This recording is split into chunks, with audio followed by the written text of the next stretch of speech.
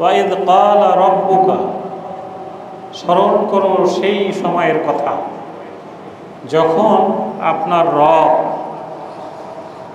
ফেরেশতাদেরকে ডাক দিলেন। সকল ফেরেশতাকে ডেকে তিনি বললেন, ইন্নী জাইলুন ফিল আরদে খলিফা, আমি পৃথিবীতে খলিফা পাঠাতে চাই। ইন্নী জাইলুন ফিল আরদে খলিফা, আমি পৃথিবীতে কি পাঠাতে চাই? খলিফা। তো এই খলিফা শব্দটার অর্থ আমরা বুঝি বা না বুঝি, ফেরেশতারা বুঝেছেন, তারা তো দীর্ঘদিন আল্লাহর সাথে আছে। তারা বললেন, রব্বুল আলামিন, খলিফা মানে তো খেলাফতের দায়িত্ব গ্রহণ করা। যিনি খলিফা তার কামটা কি বলেন তো? খেলাফতের দায়িত্ব গ্রহণ করা। খলিফার কাজটা হচ্ছে খেলাফতের দায়িত্ব গ্রহণ করা। তো খেলাফতের মতো একটা কঠিন দায়িত্ব গ্রহণ করার জন্য আপনি পৃথিবীতে মানুষ পাঠাতে চাচ্ছেন। আমরা তো আপনার পাশে আছি, আপনার তাসবিহ করছি, আপনার জিকির করছি, আপনার ওজিফা পাঠ করতেছি। নাহানু নুসাব্বিহু বিহামদিকা ওয়া নুকাদ্দিসু লাক, আপনার পবিত্রতা, আপনার তাসবিহ, তাহলিল, দরুদ শরীফ, ওজিফা যা পড়া দরকার সব তো আমরা পড়ছি। তো আমাদের এই পড়াতে কি কোনো ঘাটতি হচ্ছে? আপনি কি নাখোশ হচ্ছেন কিনা? আমাদের কাছে তো মনে হচ্ছে খেলাফতের দায়িত্ব দিয়ে পৃথিবীতে মানুষকে পাঠালে মাইয়ুফসিদু ফিহা, তারা জমিনের মধ্যে ফিতনা ফাসাদ করবে। জমিনের মধ্যে কি করবে? ফিতনা ফাসাদ। ওয়ায়ুসফিকুদ দিমা, দিমা মানে রক্ত, তারা রক্ত প্রবাহিত করবে, খুন খারাপি করবে। তা এরকম যেহেতু খেলাফতের দায়িত্ব মানে ক্ষমতায় যাওয়া, তো ক্ষমতা তোর মালিক আপনি আল্লাহ আছেন। তারপরে আপনি একটা ন্যাশন, একটা জাতি, একটা উম্মাহ, মানুষ নামক একটা প্রাণী আপনি পৃথিবীতে ক্ষমতার স্বাদ নেওয়ার জন্য বা আপনার দায়িত্ব কিছুটা তাদেরকে দেওয়ার জন্য আপনি যে মানুষ সৃষ্টির চিন্তা করছেন, আমাদের কাছে মনে হচ্ছে এই মানুষগুলো পৃথিবীতে গেলে তারা ক্ষমতার জন্য এরকম রক্তপাত করবে, ফিতনা ফাসাদ করবে। তা আমরা তো আছি, আপনার তাসবিহ করছি, তাহলিল করছি, জিকির আজকার করতেছি, এদের কি দরকার আছে পাঠানো? এবার আল্লাহ রাব্বুল আলামিন বললেন, ইন্নী আ'লামু মা লা তা'লামুন, আমি আল্লাহ যেটা জানি বা আমার যেটা প্ল্যান, আমার যেটা পরিকল্পনা, আমার যেটা থিঙ্কিং, এটা তোমরা জানো না। তোমরা তো আমার চিন্তা তোমাদের চিন্তা মিলবে না। তার মানে কি আল্লাহ তাআলা যে চিন্তা করে, যে ভাবনা করে, যে পরিকল্পনা করে পৃথিবীতে মানুষ পাঠালেন, এই মানুষগুলো ফেরেশতার থেকে উত্তম হবে, এরা ফেরেশতার থেকে সেরা হবে, ফেরেশতারা এদেরকে সহযোগিতা করবে। এরা পৃথিবীতে আল্লাহ যে ক্ষমতার মালিক, এই জিনিসটা মানুষ একটু টেস্ট করে দেখুক এটা স্বাদ কেমন। আল্লাহর পরিকল্পনাটা এরকম। কারণ মানুষ যদি ক্ষমতার কারণে রক্তপাত করে, সন্ত্রাস করে, খুন করে, গুম করে, অন্যায় অনাচার অবিচার ছড়িয়ে দেয়, তো এই জন্য তো আমি আল্লাহ দুটো জিনিস বানিয়েছি, একটা হচ্ছে জান্নাত আর একটা হচ্ছে কি জাহান্নাম। রক্তপাত করলে, খুন খারাপি করলে, জোর করে ক্ষমতার মসনদে বসতে চাইলে আমি আল্লাহ তার জন্য জাহান্নাম বানিয়ে রেখেছি। আর যদি তারা আমার খেলাফতের দায়িত্ব পালন করে, ঠিকঠাক মতো প্রপারলি মানবিকতার জন্য, মানবাধিকারের জন্য, পৃথিবীতে মানুষ মানুষের জন্য, মানুষ তার অধিকার প্রতিষ্ঠিত পাবে এই দায়িত্ব পালন করার জন্য সত্যিকার অর্থে যদি কেউ রিয়েল খেলাফতের দায়িত্ব পালন করতে পারে, আমি আল্লাহ তার জন্য জান্নাত বানিয়েছি। সুবহানাল্লাহ। এই রুকুতে এই কথাগুলো বলা আছে। তো আল্লাহ তাআলা ফেরেশতাদেরকে জানিয়ে দিলেন যে তোমাদের চিন্তাটা ঠিক না, আমি আমার খেলাফতের দায়িত্ব পালন করার জন্যই পৃথিবীতে মানুষকে পাঠালাম, তৈরি করলাম। এর অংশ হিসাবে আল্লাহ তাআলা আদম আলাইহিস সালামকে বানালেন, তাকে তিনি পৃথিবীর সমস্ত জ্ঞান শিক্ষা দিলেন, ফেরেশতাদের সামনে ডাকলেন, ফেরেশতাদেরকে বললেন তোমরা বলো তোমরা কি জানো। ওরা বললো যে আপনি যা শিখিয়েছেন এর বাইরে তো আমরা কিছু জানি না। আল্লাহ তাআলা এবার আদম আলাইহিস সালামকে বললেন তুমি জানো কি বলো। তার ভেতরে যে এলেম আছে, জ্ঞান আছে, আল্লাহ তাকে যা শিখিয়েছেন সে হুবহু সব বর্ণনা করে দিল। তখন আল্লাহ বললেন আলাম আকুল লাকুম, আমি কি তোমাদেরকে বলি নাই যে ইন্নী আ'লামু গায়বাস সামাওয়াতি ওয়াল আরদ, আসমান এবং জমিনে যত নিগূঢ় তত্ত্ব আছে যা তোমরা জানো না, আমি আল্লাহ সেটা জানি। ওয়া আ'লামু মা তুবদুনা ওয়া মা কুনতুম তাকতুমুন, তোমরা এই পৃথিবীতে খেলাফতের দায়িত্ব পালন করতে কি পারবে না, তোমরা কি আসলে তোমাদের মানসিকতাটা কি, তোমরা ভেতরে কি গোপন করো আর উপরে কি বলো, তোমাদের গোপন প্রকাশ্য সমস্ত খবর আমি আল্লাহ জানি। সুবহানাল্লাহ। তো আল্লাহ রাব্বুল আলামিন আদম আলাইহিস সালামকে পৃথিবীতে পাঠালেন। এভাবে 1,24,000 পয়গম্বর, 2,24,000 পয়গম্বর শেষ হয়ে গেছে। সর্বশেষ নবী এসেছেন মুহাম্মদুর রাসূলুল্লাহ সাল্লাল্লাহু আলাইহি সাল্লাম। এই নবী মুহাম্মদুর রাসূলুল্লাহ সাল্লাল্লাহু আলাইহি সাল্লাম 40 বছর বয়স থেকে 63 বছর বয়স পর্যন্ত এই 23 বছর তিনি খেলাফতের দায়িত্ব পালন করেছেন। এই খেলাফতের দায়িত্বটা আসলে কি? খলিফা মানে হচ্ছে রিপ্লেসমেন্ট হওয়া, উত্তরাধিকার হওয়া, রিপ্রেজেন্টেটিভ হওয়া, প্রতিনিধিত্ব করা। তার মানে আমেরিকার যিনি অ্যাম্বাসাডার আমাদের দেশে আছেন, তিনি আমেরিকার নিয়ম কানুন এই দেশে আমেরিকার নিয়মের বাইরে তিনি কিছু করতে পারবেন না। আপনি যখন একজন দর্জিকে আপনার পাঞ্জাবি বানাতে দিবেন, আপনি যেভাবে মাপ দিবেন, যেভাবে হাতের সাইজ, লম্বা, বুকের সাইজ, ঠিক যেভাবে মাপ দিবেন, তার 1 ইঞ্চি এদিক সেদিক করার কোনো দায়িত্ব কোনো খলিফার নাই। কোনো দর্জি কি আপনার মাপের বাইরে আপনার জামা কাপড় বানাইতে পারবে? বানালে আপনি সেটা নিবেন? এই জন্য বাংলাদেশে দর্জিগুলোকে আমরা খলিফা বলি। খলিফা মানে মালিক যে মাপে, তাকে pant, shirt, suit, coat, pant, 3 piece যে মাপে বানাতে দিবে, ওই মাপের 1 ইঞ্চি এদিক সেদিক সে করতে পারবে না। করলে জামা কাপড়ের মালিক তাকে টাকা পয়সা দিবে না, উল্টা পাশে তাকে ধমক দেবে, দোকান পর্যন্ত তার উঠে দেওয়ার সম্ভাবনা আছে। আপনি 20,000 টাকার কাপড় কিনে 5,000 টাকা সেলাই দিলেন, সে যদি 1-2 দিক সেদিক করে, আপনি কি সেই প্যান্ট শার্ট নেবেন? বরঞ্চ খলিফার দোকান পর্যন্ত জ্বালায় পোড়ায় দেওয়ার ঘটনা ঘটতে পারে। আপনি মাপ নিলেন কি আর কাজটা করলেন কি? তাহলে নবী মুহাম্মদুর রাসূলুল্লাহ সাল্লাল্লাহু আলাইহি সাল্লাম 23 বছর যেভাবে খলিফাগিরি করেছেন, এর প্রত্যেকটা ইঞ্চি, প্রত্যেকটা মাপ, এর প্রত্যেকটা নিয়ম কানুন হুবহু ফলো করেছেন আবু বকর রাদিয়াল্লাহু তাআলা আনহু। খলিফা হিসাবে যোগ্য উত্তরসূরি ছিলেন। ঠিক হুবহু এই দায়িত্ব পালন করেছেন ওমর রাদিয়াল্লাহু তাআলা আনহু। ঠিক হুবহু এই মাপে দায়িত্ব পালন করেছেন উসমান রাদিয়াল্লাহু তাআলা আনহু। ঠিক হুবহু এই মাপে খলিফাগিরি করেছেন হযরত আলী রাদিয়াল্লাহু তাআলা আনহু। এই জন্য পৃথিবীর ইতিহাসে এদেরকে খোলাফায়ে রাশেদা বলা হয়। কি বলা হয় বলেন তো? খোলাফায়ে রাশেদা, সঠিক পথপ্রাপ্ত খলিফা। আল্লাহ যেভাবেই পৃথিবী চালাতে বলেছেন, তারা ঠিক হুবহু সেই নিয়মে পৃথিবীকে পরিচালনা করেছেন। এই জন্য এদেরকে বলা হয় সঠিক খলিফা। সঠিক মাপ, যোগ, নিয়ম কানুন, পলিসি, নীতি, কোনো কারণে তারা কোথাও আপোষ করে নাই। আপনারা কি আমার কথা বুঝতে পারতেছেন?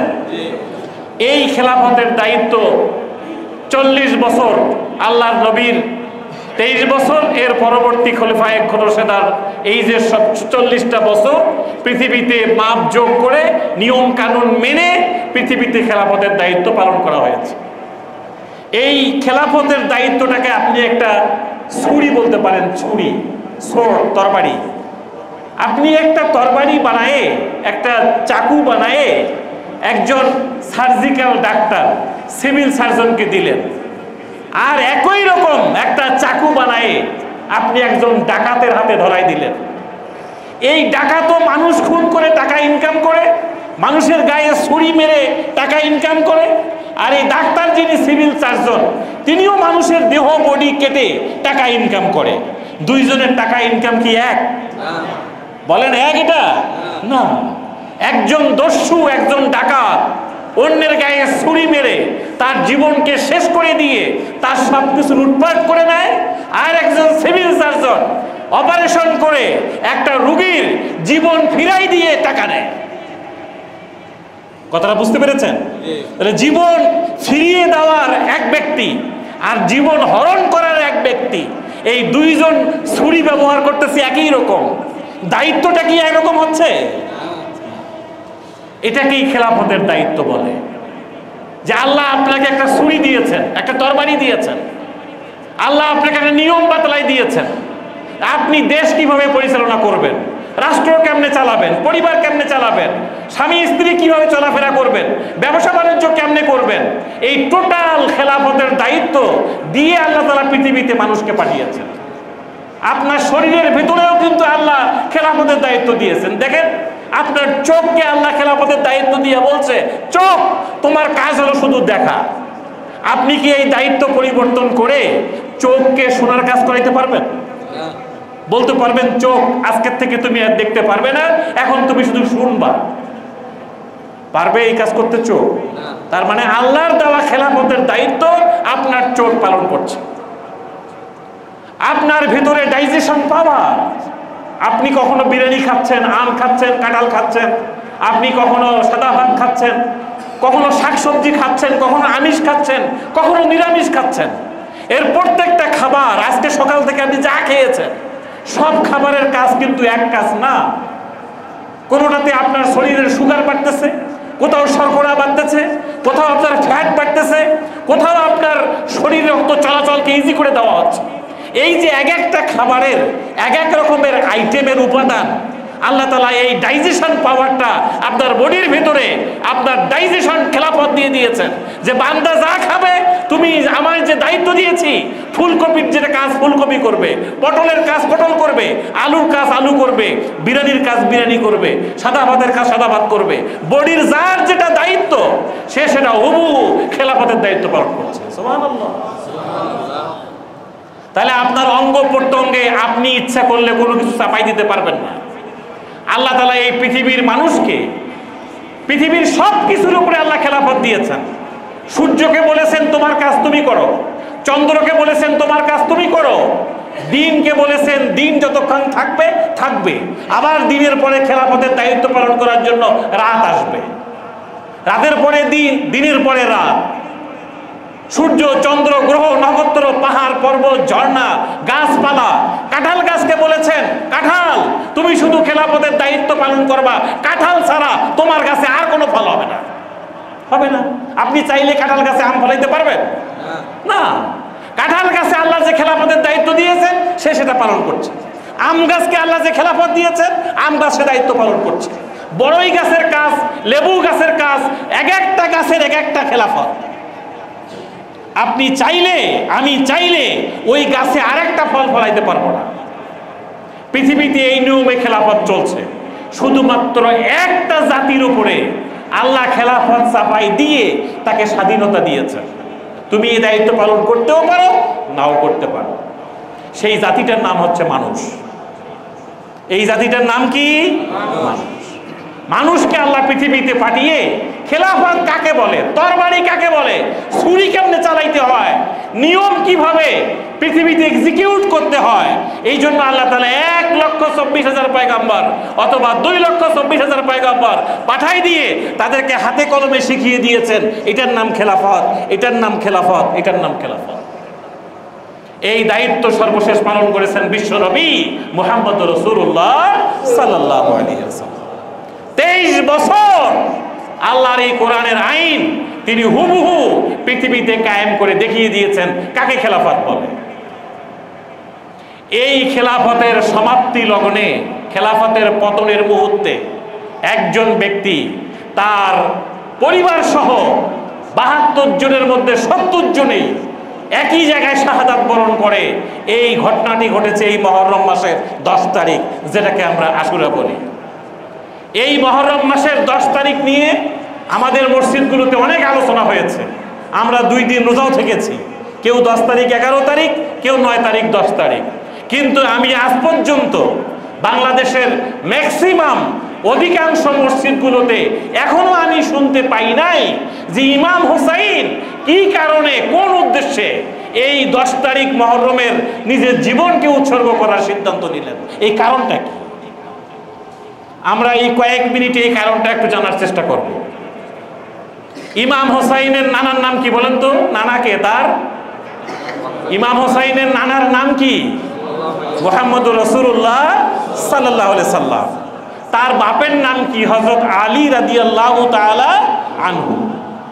ইমাম হুসাইন নানাকে দেখেছেন, নানার ঘাড়ের উপরে উঠেছেন। নানা যখন মসজিদে সেজদায় থাকতেন, ঘাড়ের উপরে সে ইমাম হুসাইন বসতেন। ইমাম হুসাইন যতক্ষণ নামতেন না ততক্ষণ আল্লাহর নবী ঘাড় উঁচু করতেন না। আল্লাহু আকবার। ইমাম হুসাইনের শরীরের প্রত্যেকটি জায়গায়, গলায়, ঠোঁটে আল্লাহর নবী নিজেই চুমু খেয়েছেন। আল্লাহু আকবার। ইমাম হুসাইনের নানা বলতেন, আনা মিন ইমাম হুসাইন, আমি ইমাম হুসাইন থেকে, আর ইমাম হুসাইন মিন্নি, ইমাম হুসাইন আমার পক্ষ থেকে। মানে আমি ইমাম হুসাইনের, ইমাম হুসাইন আমার। আল্লাহু আকবার। এইরকম ব্যক্তি কি কখনো খারাপ মানুষ হইতে পারে? এলেমের দিক থেকে, গুণের দিক থেকে, যোগ্যতার দিক থেকে, মাপকাঠির দিক থেকে পৃথিবীতে আজ পর্যন্ত, আজকে 1500 বছর পরে এসে এই মসজিদেও আমরা বলতেছি ইমাম হুসাইন পৃথিবীর সবচেয়ে সেরা মানুষ। কি কথা ঠিক না? এই ইমাম হুসাইন কেন তার জীবনকে বিলিয়ে দিলেন? কারণ ইমাম হুসাইন দেখলেন যে আমার নানাকে আমি কাছে থেকে দেখেছি। এরপরে পৃথিবীতে আমার নানা যখন মারা গেলেন, তখন মুহাম্মদ সাল্লাল্লাহু আলাইহি ওয়াসাল্লামের লাশ দাফন করা হচ্ছে না। 1 দিন গেল, 2 দিন গেল, 3 দিন পরে আল্লাহর নবীর লাশকে দাফন করা হয়েছে। কারণটা কি? কেন 3 দিন পরে আল্লাহর নবীর লাশকে দাফন করা হয়েছিল? এই খবর কি আমরা জানি? 3 দিন আল্লাহর নবীর লাশ দাফন করা হয় নাই। তার কারণ এই পৃথিবীতে আল্লাহ মানুষকে পাঠিয়েছেন খেলাফতের দায়িত্ব পালন করার জন্য। যে 23 বছর আল্লাহর নবী খেলাফতের দায়িত্ব পালন করলেন, এরপরে এই পৃথিবীর খেলাফত কে নেবে? কে দায়িত্বশীল হবে? কে হবে আমিরুল মুমিনিন? কে হবে রাষ্ট্রপ্রধান?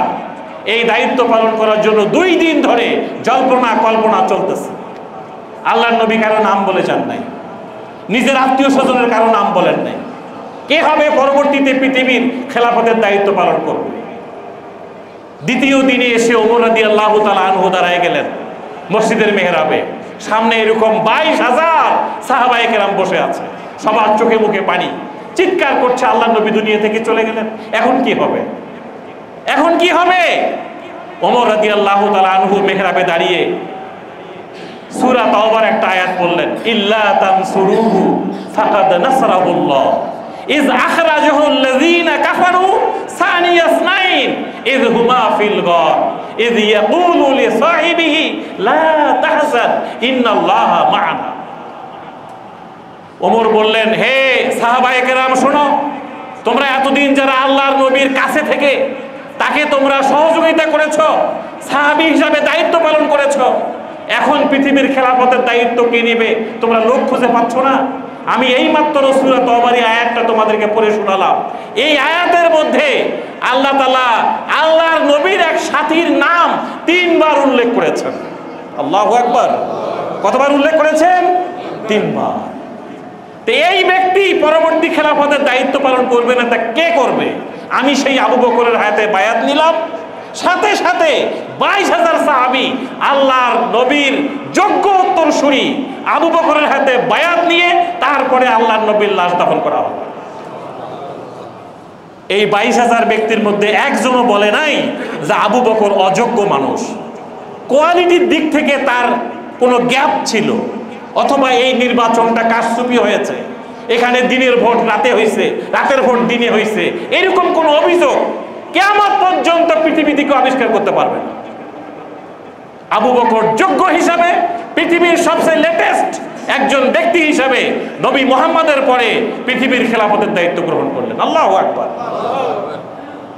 আবু বকর 2.5 বছর খেলাফতের দায়িত্ব পালন করে যেদিন তিনি মারা যাচ্ছেন, তিনি মারা যাওয়ার মুহূর্তে তার মেয়েকে ডাকলেন, ডেকে বললেন, মা, আমি আজকে দুনিয়া থেকে চলে যাচ্ছি, মনে হয় না আর বেশি দিন আমি বাঁচবো, কিন্তু মা 2.5 বছর আমি এই দেশের রাষ্ট্রপ্রধান ছিলাম, আমার কাছে মনে হচ্ছে আমি এই 2.5 বছরে এ দেশের দায়িত্ব ঠিকঠাক মতো পালন করতে পারি নাই, আমার মনে হয় না আমার দায়িত্ব ঠিক মতো পালন হয়েছে, আল্লাহকে কিয়ামতের মাঠে কি জবাব দেব? মা, রাষ্ট্রপ্রধান হিসাবে আমি কিছু বেতন নিয়েছিলাম, আমি আমার একটু জমির একটা অংশ তোমাকে দিয়েছিলাম, যেহেতু আমার কাছে মনে হচ্ছে আমি এই রাষ্ট্রের দায়িত্ব ঠিক মতো পালন করতে পারি নাই, তোমাকে যে জমিটুকু দিয়েছিলাম এইটা বিক্রি করে আমার বেতনের টাকা রাষ্ট্রীয় কোষাগারে ফেরত দিবা, বলো ফেরত দিবা কিনা?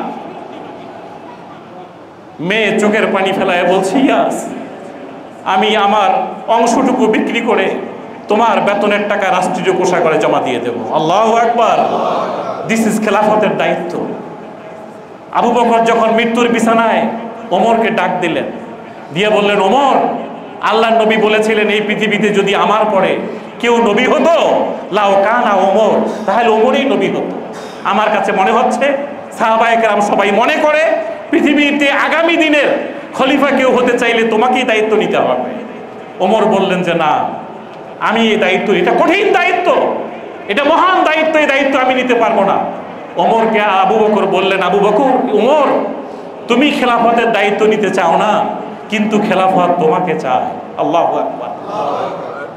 ওমরকে দায়িত্ব দেওয়া হলো, তিনি তার দায়িত্ব পালন করে জীবনের শেষ প্রান্তে এসে কারো নাম বলে যান নাই।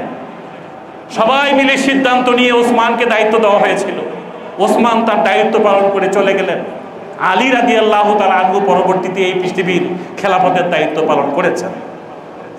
আমরা যে কথাটা বলতেছিলাম যে এই যে 40টা বছর হুবহু আল্লাহর আইন, আল্লাহর কোরআনকে ফলো করে ঠিকঠাক মতো মাপযোগ করে যে দায়িত্ব এই খোলাফায়ে রাশেদা আল্লাহর নবী পালন করলেন, এই দায়িত্বটা কেন যেন এজিদের আমলে এসে আর পৃথিবীতে ওই নিয়মটা থেকে কেন যেন রাষ্ট্র, জনগণ, মানুষ সব আস্তে আস্তে লাইনচ্যুত হওয়া শুরু হয়ে গেল।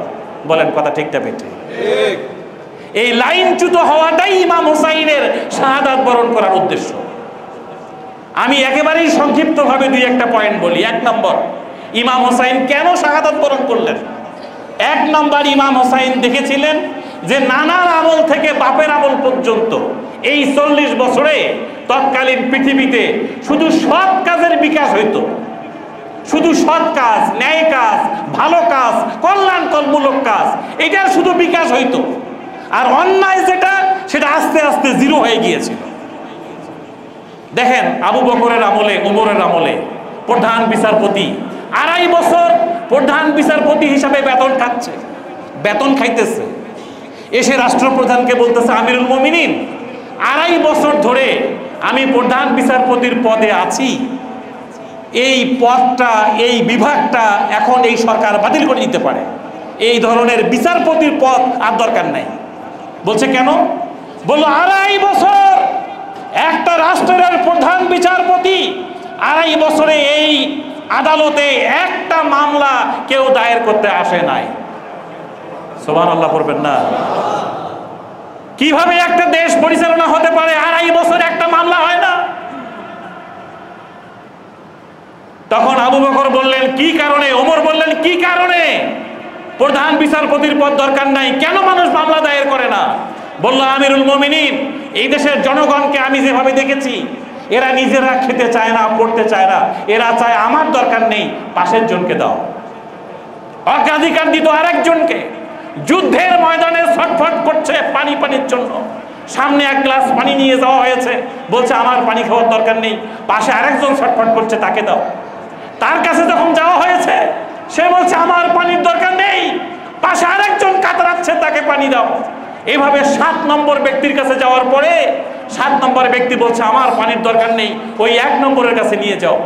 ওই পানির গ্লাস ফিরে এনে 1 নম্বরের কাছে দেখে উনি অলরেডি শাহাদাত বরণ করেছেন। 2 নম্বরের কাছে যাওয়ার পর দেখি তিনিও শাহাদাত বরণ করেছেন। 7 নম্বর ব্যক্তি পর্যন্ত যে দেখলো 7 জনেই এই ময়দানে শাহাদাত বরণ করলেন, 1 গ্লাস পানি খেলেন না। আল্লাহু আকবার।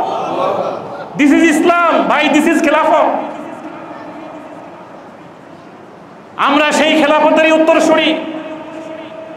কোনো অন্যায় নাই, 2.5 বছর একটা দেশের আদালতে একটা মামলা দায়ের হয় না।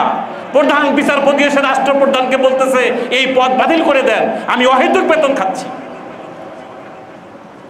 তার মানে অন্যায় কাজ 0 হয়ে গেছে, সৎ কাজ বিকাশ হচ্ছে, বিকাশ হচ্ছে। ইমাম হোসাইন দেখলেন এই রাস্তাটা এজিদের আমলে এসে বন্ধ হয়ে গেল। এখন অন্যায়ও বাড়তেছে, ন্যায়টা আস্তে আস্তে কমতেছে। তাওয়ানু আলাল বিররি ওয়াত তাকওয়া ওয়ালা তাওয়ানু আলাল ইসমি ওয়াল উদওয়ান। 1 নম্বর বৈশিষ্ট্য মনে থাকবে আপনাদের, সৎ কাজের বিকাশ, অসৎ কাজ শূন্য হয়ে যাওয়া। এটি ইমাম হোসাইন দেখেছিলেন নানার আমল থেকে বাপের আমল পর্যন্ত। এজিদের আমলে এসে এখন আর অন্যায় কাজ বাড়া শুরু হয়ে গেছে। যেদিন এজিদকে তার বাবা বললেন যে আমার মৃত্যুর পরে এজিদ হবে এই দেশের রাষ্ট্রপ্রধান, ওই দিনেই রক্তপাত শুরু হয়ে গেল। সামনে থেকে মুসল্লিরা জুতা নিক্ষেপ করলেন, পাথর নিক্ষেপ করলেন। আপনি এটা কি কাজ করলেন? যে কাজটা মুহাম্মদ সাল্লাল্লাহু আলাইহি ওয়াসাল্লাম করে নাই, আবু বকর করে নাই, ওমর করে নাই, ওসমান করে নাই, আলী করে নাই, আপনি কেন আপনার ছেলের নাম ঘোষণা করলেন? এই যে শুরু হয়ে গেল অধঃপতন, শুরু হয়ে গেল রক্তপাত। ওই দিনই মসজিদের সব দরজা জানালা বন্ধ করে দিয়ে যারা যারা জুতা মেরেছে, পাথর মেরেছে, তাদেরকে ধরে 20 থেকে 22 জন লোকের হাতের আঙ্গুল হাত কেটে দেওয়া হয়েছে। কেন তুমি এই প্রতিবাদ করলে কি জন্য? শুরু হয়ে গেল রক্তপাত।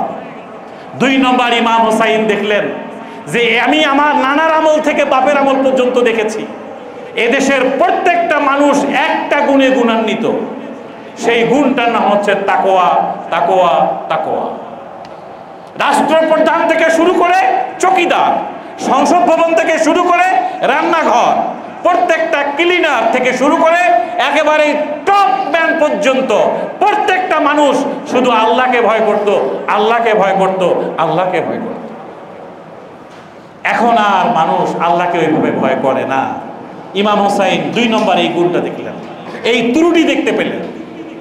3 নম্বর ইমাম হোসাইন দেখলেন যে নানার আমল থেকে বাপের আমল পর্যন্ত সে দেশের জনগণকে ক্ষমতার মালিক বলা হতো না, ক্ষমতার মালিক হচ্ছে আল্লাহ। বলেন তো ক্ষমতার মালিক কে? আল্লাহ। আল্লাহ বলছে আমি যাকে ইচ্ছা ক্ষমতা দেই, যাকে ইচ্ছা ক্ষমতা থেকে নামাই নিয়ে আসি। তাহলে ক্ষমতার মালিক কে? আল্লাহ। তাবারাকাল্লাযী বিয়াদিহিল মুলক। তাহলে জনগণই ক্ষমতার উৎস। এই কথাটা কি শিরকি কথা কিনা বলেন? শিরকি। জনগণ কখনো ক্ষমতার উৎস হতে পারে না, ক্ষমতার মালিক আল্লাহ। জনগণ শুধু মতামত দিবে, মতামত দিবে। জনগণের মতামতের ভিত্তিতে নানার আমল থেকে বাপের আমল পর্যন্ত রাষ্ট্রপ্রধান নিয়োগ হয়েছে। এখন আর জনগণের মতামতের কোনো গুরুত্ব নাই, এটা একটা পয়েন্ট। আরেকটা কি দেখেছেন তিনি, যে নানার আমল থেকে বাপের আমল পর্যন্ত জনগণের সাথে পরামর্শ করে সংসদ পরিচালনা হতো। এটাকে মজলিসে শুরা বলে, পার্লামেন্ট ভবন বলে। আপনি সংসদ ভবন নামে কোরআন শরীফে একটা সূরা আছে, যে পার্লামেন্টে, যে সংসদে, যে ঘরের ভেতরে সংসদ সদস্যরা একখানে হয়ে আইন পাস করবে, এই নামে কোরআনে একটা সূরা আছে। বলতে পারবেন সূরাটির নাম কি? সূরা শুআরা।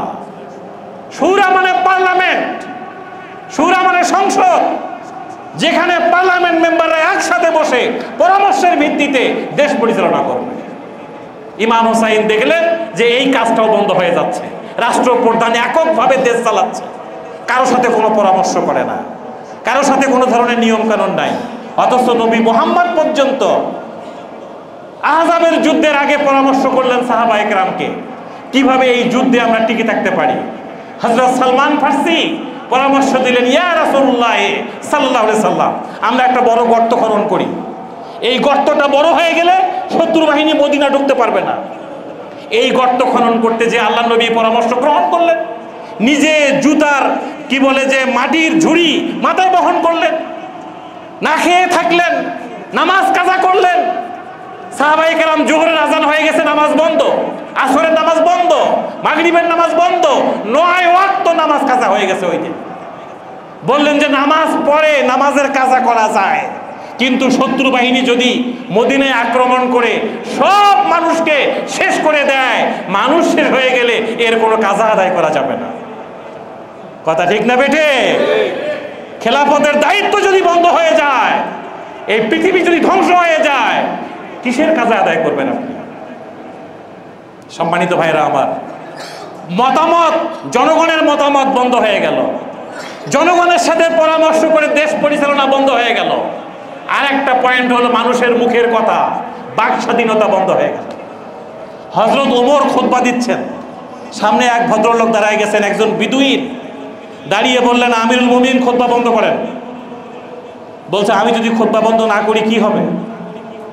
আমার একটা প্রশ্ন আছে, সকলের জামা এক রাষ্ট্রীয় কোষাগার থেকে যে জামার কাপড় দেওয়া হয়, সেই জামা সকলে আমরা বানিয়েছি। আমাদের জামার সাইজ আর আপনার জামার সাইজ একটু পার্থক্য দেখা যাচ্ছে। রাষ্ট্রপ্রধান হিসাবে আপনি এত বড় জামা কোথায় পেলেন? জবাব দিয়ে তারপরে খুতবা শুরু করেন। আল্লাহু আকবার বলবেন না? ওই বিদুইনকে ওমর মেহরাবে দাঁড়িয়ে বলেছেন, আমি যদি তোমার প্রশ্নের উত্তর না দেই তুমি কি করবা? খাপ থেকে তরবারি বের করে বলেছেন, আমি এই তরবারি দিয়ে এর জবাব আদায় করে নেব। আপনার সেই সাহস আছে এখন? কি মুসল্লি হইলাম আমরা? একজন বিদুইন তরবারির খাপ থেকে তরবারি বের করে বলছেন, অর্ধ পৃথিবীর শাসক যাকে দেখলে শয়তান হাজার হাজার কিলোমিটার পালিয়ে যায়, সেই রকম একজন সাধারণ মানুষ দাঁড়িয়ে বলছে খুতবা বন্ধ করেন, আগে প্রশ্নের উত্তর দেন। তিনি বলছেন, যদি আমি জবাব না দেই তুমি কি করবা? বলছে, এই তরবারি দিয়ে আমি এর জবাব আদায় করে নেব। সেই সাহস কোথায় গেল আমাদের? এই বাক স্বাধীনতা ছিল। ওমর তার ছেলে তার পাশে বসে আছে, বললেন যে বাবা এই প্রশ্নের উত্তর তুমি দাও। ওমরের এই ছেলে দাঁড়িয়ে বললেন, ও জনগণ, ও আমার দেশের নাগরিক, শোনো, আমরা প্রত্যেকেই রাষ্ট্রীয় কোষাগার থেকে জামার কাপড় পেয়েছিলাম। আমার বাবা রাষ্ট্রপ্রধান হওয়ার কারণে বিদেশি নাগরিক কূটনীতিকদের সাথে বসতে হয়, একটু জামার সাইজটা বড় হওয়া দরকার। আমি তার ছেলে হিসাবে সরকারকে বলেছিলাম আমার জামার কাপড়টা দরকার নাই, এইটা সহ আমার বাবাকে একসাথে দেন, যাতে তার জামাটা বড় হয়, বিদেশি মেহমানদের জন্য সাথে জন্য আমার বাবা কথা বলতে পারে। আল্লাহু আকবার। কাকে বলে ইসলাম? কাকে বলে খেলাফত? মানুষ যখন ঘুমাচ্ছে, রাত জেগে জেগে ওমর ঘুরতেছেন, কোথায় কে না খেয়ে আছে। একটা বাড়িতে যেয়ে দেখলেন একজন মহিলা শুধু পানিতে জাল দিয়ে বাচ্চাগুলোকে বলতেছে অপেক্ষা করো, রান্না হচ্ছে। ওমর দেখলেন যে সেখানে রান্না বান্না হচ্ছে না, দৌড়ে গেলেন আবার বাইতুল মালে, যেখানে ত্রাণ আছে, সামগ্রী আছে। আটার বস্তা নিতে কাঁধে নিলেন, ময়দার বস্তা কাঁধে নিলেন। স্টাফ যে আছে সে বললে যে আমিরুল মুমিনিন, এই বস্তা আপনি নিচ্ছেন কেন? আমাকে দেন। বলছে সরে যাও, আমি দেখে আসছি করুণ দৃশ্য। এই দেশে যদি মানুষ দূরে থাক, একটা কুকুর না খেয়ে মারা যায়, আমি ওমর আল্লাহর কাছে কি জবাব দেব? কি জবাব দেব? This is Islam, this is খেলাফত, যেটাকে আল্লাহর আইন বলে। এই বাক স্বাধীনতা এজিদের আমলে এসে বন্ধ হয়ে গেল, আর কেউ কথা বলার সাহস পায় না। কথা বললেই ফায়ার, কথা বললে গুলি, কথা বললে গুম, কথা বললে খুন। কি এই দৃশ্য এখনো পৃথিবীতে আছে কিনা? ইমাম হোসাইন আর একটা জিনিস দেখলেন, সরকারি মাল নিজের মাল, খাও আর ভক্ষণ করো। দুর্নীতি ছড়ায় গেল, যেটা বাপের আমলেও ছিল না, নানার আমলেও ছিল না। একটা টাকার দুর্নীতিকে আবিষ্কার করতে পারে নাই। কিন্তু ইমাম হোসাইন দেখলেন এজিদের আমলে সে সরকারি মাল ইচ্ছা মতো ব্যয় হচ্ছে। ইমাম হোসাইন দেখলেন আমার নানা পর্যন্ত জনগণের কাছে জবাবদিহি করত, ওমর করত, আবু বকর করত, ওসমান করত। এখন কি হলো? আর কোনো জবাবদিহিতা নাই। মানুষ তার জবাবদিহিতা ভুলে গেল, আল্লাহর কাছে জবাবদিহি করার অনুভূতি মানুষ হারিয়ে ফেলল। সাম্য নাই, কোনো বিচারিক স্বাধীনতা নাই। যেখানে আল্লাহ নবী বললেন আমার মেয়ে ফাতেমা চুরি করে ধরা পড়লে আমি মুহাম্মদ তার হাত কেটে দেব, সেই আইনের শাসন বন্ধ হয়ে গেল। ইমাম হোসাইন এই কারণগুলো দেখে তার আহলে বায়াতের 72 জনকে সাথে নিয়ে রওনা দিলেন। ইয়াজিদের সাথে তিনি বসবেন, এই কথাগুলো নিয়ে, এই বিষয়গুলো নিয়ে কথা বলবেন। ফোরাতের কূলে, ফোরাত নদীর পাশে কারবালাতে ইমাম হোসাইনকে আটকে দেওয়া হলো। সেখানে মহিলা, বাচ্চা আর কিছু পুরুষ মানুষ, 6000 সৈনিক এই ছোট্ট গ্রুপটাকে আটকাই দিল, দিয়ে বলল তোমাকে ইয়াজিদের হাতে বায়াত নিতে হবে। বলছে ন, আমি ইয়াজিদের সাথে বসতে চাই। ইয়াজিদ যে নিয়মগুলো অনিয়ম করে ফেলতেছে, আমি এই ব্যাপারে তার সাথে কথা বলতে চাই। ইয়াজিদের পাঠানো সেই সৈনিক ওবায়দুল্লাহ বিন জিয়াদ, সে বলল যে নো, আইদার সারেন্ডার অর শাহাদাত, হয় তোমাকে আত্মসমর্পণ করতে হবে, না হলে মৃত্যুকে বরণ করে নিতে হবে। কি করবা? ইমাম হোসাইন 3টা পরামর্শ দিয়েছিলেন যে তোমরা আমাকে ইয়াজিদের সাথে কথা বলতে দাও, আমি তার সাথে কথা বলে আগে বুঝিনি। 2 নম্বর, যদি সেটা তোকে না দাও, আমাকে মদিনায় ফিরে যেতে দাও। তাও যদি না দাও, কোনো একটা দেশের চিপা চাপায় আমি ওখানে বসে থাকে দেখতে চাই, আমি আর তোমাদের কাছে ডিস্টার্ব করব না। ওবায়দুল্লাহ বিন জিয়াদ কোনো কথাই শুনে নাই, বলছে তোমাকে হয় বায়াত না হয় শাহাদাত। ইমাম হোসাইন কি বায়াত নেওয়ার লোক নাকি শাহাদাত বরণ করার লোক? শাহাদাত বরণ করার। অন্যায়ের কাছে মাথা নত করেন নাই, তাকে ইচ্ছা মতো ভাবে, এমনকি 10ই মুহররমের আগের দিন তিনি যখন ঘরে আসলেন, তার মা, তার স্ত্রী ছোট বাচ্চাটা কোলে নিয়ে বললেন, পানি আমাদের আল্লাহ রাসূলের ফ্যামিলি মেম্বার, আহলে বায়াতের জন্য ফোরাতের পানি বন্ধ হয়ে গেছে, তাদেরকে পানি খেতে দেওয়া হচ্ছে না। তার মা বললেন যে এই বাচ্চাটাকে একটু পানি খেতে দাও, তাকে নিয়ে যাও। বাচ্চাটাকে তাঁবুর বাইরে নিয়ে এসে ইমাম হোসাইন উঁচু করে ধরলেন, ধরে বললেন যে আমাদেরকে পানি খেতে দিচ্ছ না, এই কোলের বাচ্চাটাকে পানি খেতে দিবে না? এই কোলের বাচ্চা মাথা উঁচু করে তিনি পানির কাছে গিয়েছেন, তীর এসে বাচ্চার বুক ভেদ করে বাচ্চাকে জান্নাতের মধ্যে পাঠিয়ে দিয়েছে। ইমাম হোসাইন বাচ্চা কোলে নিয়ে এসে তার স্ত্রীকে বললেন, সে এমন পানি পান করেছে কিয়ামত পর্যন্ত আর তার পিপাসা লাগবে না। আল্লাহু আকবার। এটাই হলো খেলাফতের বিপরীত যারা থাকে, ক্ষমতার লোভ যাদেরকে আঁকড়ে ধরে, তাদের চরিত্রটা এরকমই হয়। একটা পর্যায়ে ইমাম হোসাইনকে মেরে ফেলা হলো, তার শরীর থেকে মাথা আলাদা করা হলো, তার বডি থেকে কাপড় আলাদা করে উলঙ্গ করে তার লাশের উপর দিয়ে ঘোড়া চালায় দেওয়া হয়েছে। নাউজুবিল্লাহ। বলেন তো ইমাম হোসাইনের কি অপরাধটা ছিল? ইমাম হোসাইনের খণ্ডিত মাথা যখন ইয়াজিদের কাছে নিয়ে যাওয়া হয়েছে, ইয়াজিদ লাফ দিয়ে উঠছে। একই জিনিস, একই হলো। ক্ষমতার মসনদ সাথে সাথে কেঁপে উঠেছে। সে বলেছে ইমাম হোসাইনের রক্ত যেখানে ঝরেছে, এই ক্ষমতা বেশি দিন টিকবে না। পরের বছর তিনি মদিনায় আক্রমণ করলেন, নারীদের উপর নির্যাতন করলেন। পরের বছর মক্কায় আক্রমণ করে আল্লাহর ঘরের দেওয়ালে হাত তাকানোর সাথে সাথেই ইয়াজিদ দুনিয়া থেকে বিদায় নিয়েছে। স্বৈরাচাররা বেশি দিন পৃথিবীতে টিকতে পারে না। বলেন ঠিক না বেঠে? টিকতে পারে না, টিকতে পারে না। আজও এই পৃথিবীতে একদল ইমাম হুসাইনের উত্তরসূরি হইতে হবে, আর একদল ইয়াজিদের উত্তরসূরি পৃথিবীতে থাকবে। এটা কিয়ামত পর্যন্ত থাকবে। আমরা কার পক্ষে থাকবো বলেন? আমরা কার পক্ষে থাকবো? ইমাম হুসাইনের পক্ষে। আমরা অন্যায়ের কাছে মাথা নত করব না। আল্লাহ আমাদেরকে খেলাফতের দায়িত্ব দিয়ে পৃথিবীতে পাঠিয়েছেন। আমরা এই খেলাফতের তরবারি কোনো দস্যু, কোনো ডাকাত, কোনো চোরের হাতে ছেড়ে না দিয়ে আমরা একজন অভিজ্ঞ সিভিল সার্জনের হাতে দিতে চাই, যাতে মানুষ খুন হওয়ার পরিবর্তে মানুষের জীবন ফিরে পায়। কি কথা ঠিক না? আসুন আমরা এই খেলাফতের দায়িত্ব পালন করি। আল্লাহর কসম, আল্লাহর কসম, আল্লাহর কসম, পৃথিবীর মানুষ খেলাফতের দায়িত্ব পালন না করলে জান্নাত তো দূরে থাক, জান্নাতের গন্ধ পর্যন্ত পাবে না। অসম্ভব, অসম্ভব, অসম্ভব। দোয়া, জিকির, ওজিফা, তাসবিহ, তাহলিল এগুলো ফেরেশতারা করতেছে, গাছগাছালি করতেছে, পশু পাখি করতেছে, আমরাও করতেছি। কিন্তু হিউম্যান বেইং, মানুষের মানবতার প্রধান দায়িত্ব হচ্ছে পৃথিবীতে খেলাফতের দায়িত্ব পালন করা। আল্লাহর কোরআনের আইনের প্রত্যেকটা শব্দ, আল্লাহর কোরআনের প্রত্যেকটা আয়াত, ওই জমিনের প্রত্যেকটা শব্দ ওই জমিনের পার্লামেন্টে আইন হিসাবে পাস হইতে হবে। আপনার সংসদ বিভাগ, বিচার বিভাগ, আইন বিভাগ, প্রশাসন বিভাগ, সব জায়গায় কোরআনের আইনকে ছড়াই দিতে হবে। আল্লাহ তাআলা আগামীতে ইমাম হুসাইনের যোগ্য উত্তরসূরি হিসাবে অন্যায়ের কাছে আমাদেরকে মাথা নত না করার তৌফিক দান করো। আমরা যেন আগামী দিনে একটা কোরআনের ইমাম হুসাইনের খেলাফতের একটা পার্লামেন্ট দেখতে পারি, আল্লাহ সে তৌফিক আমাদেরকে দান করো। আজকের এই খুতবায়, মুহররম মাসের এই শেষ জুমায় আসুন আমরা নিয়ত করি, সিদ্ধান্ত নেই, আমরা সচেতন হই যে এলেম আল্লাহ আদম আলাইহিস সালামকে শিখিয়েছিলেন, আমরা তো সেই আদমের সন্তান, আমাদের এলেম নাই কেন, আমাদের জ্ঞান নাই কেন, আমরা এখনো কোরআন বুঝি না কেন, এখনো কোরআন পড়তে পারি না কেন, এখনো আমাদের কোরআনের কোনো গবেষণা নাই কেন?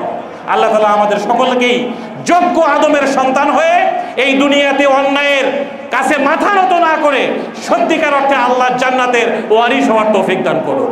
আমা তৌফিক ইল্লা বিল্লাহ। আসসালামু আলাইকুম ওয়া রাহমাতুল্লাহি ওয়া বারাকাতুহু।